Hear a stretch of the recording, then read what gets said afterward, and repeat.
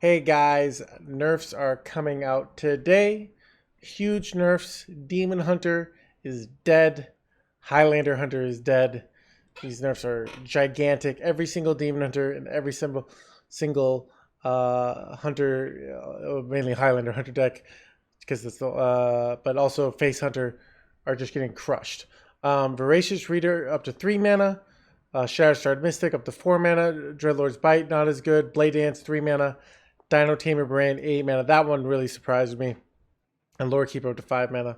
Right now, Demon Hunter decks are really abusing this Lore Keeper into Skull.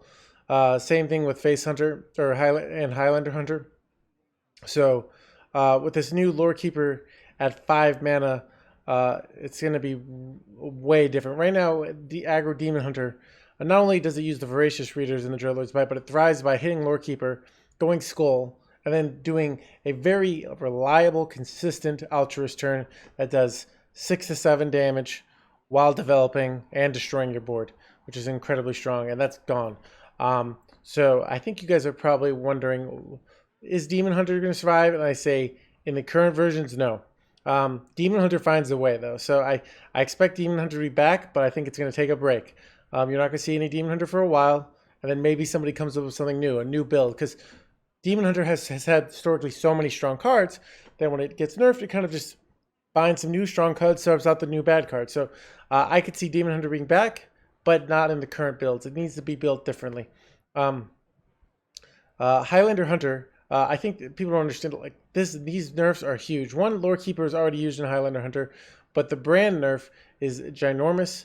It's like, honestly, I don't think we'll ever see Highlander Hunter ever again. Just at 8 mana, it's just too slow. And what does this really do for the meta? It makes it a lot slower. There's a lot less hitting you in the face, and decks like Warlock and Mage, classes like Warlock and Mage that struggle for life total, that don't have good heal, are going to do a lot better.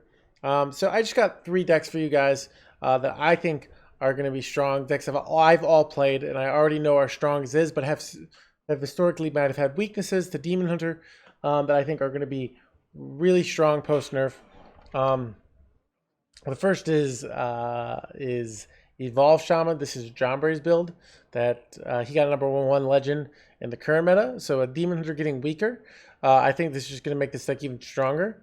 There's always the possibility that counters become this, but become more popular. But this deck will be very strong. I expect it for sure to be tier 1. So, if you want to win day 1, play this deck. And Jambre even just wrote a guide on Reddit as well as his YouTube channel. So if you're interested in finding that out, just go on the competitive Hearthstone Reddit. I'll include a link below. So yeah. The second is the Whirlkick Rogue that I've been playing on stream. I hit rank 12 legend with it tonight. I had 15 before. I've been playing it a lot. I have an incredibly good win rate.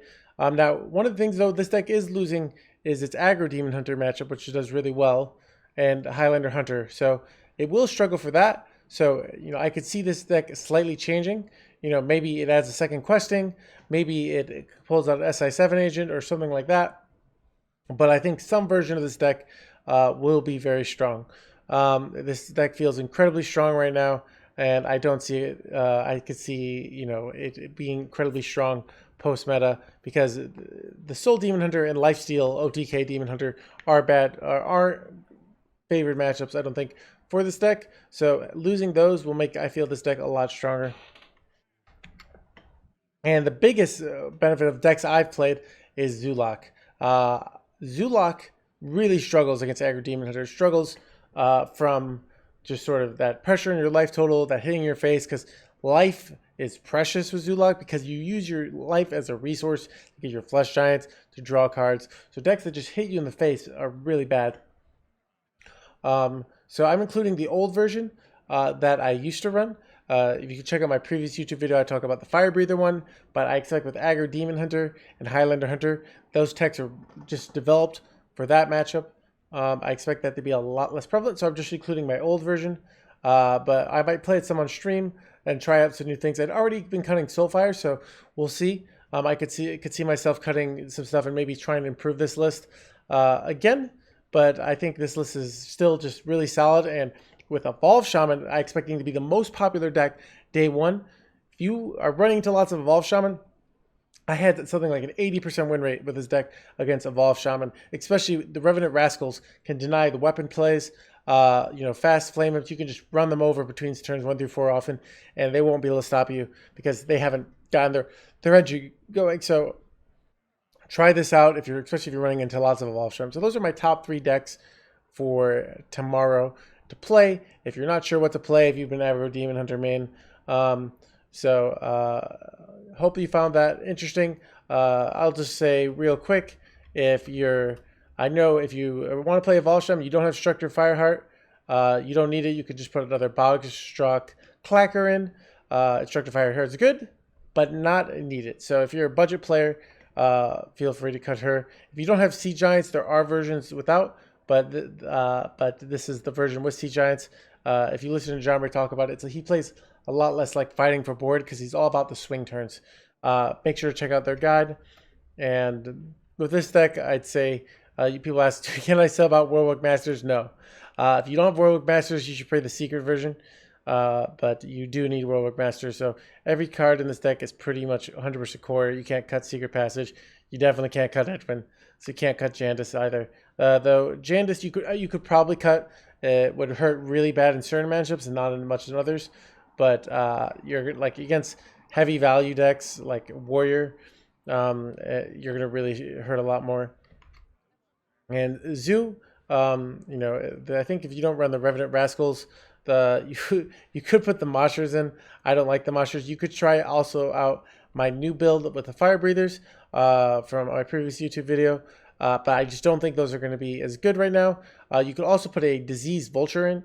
That's something I will probably be trying out to see how well it's doing. Or another Expired Merchant as well. So those are other options if you don't have those cards. Because Mosher is good, but not completely necessary. I really like this build, but there are other substitutes. But every other card is pretty much core. Actually, people ask me Even Luck, and Even Luck, I'm not sure if it's core because it's incredibly good as a 2-drop, but the prime sometimes messes up your this. So if you don't have Even Luck, try it without. Report back to me.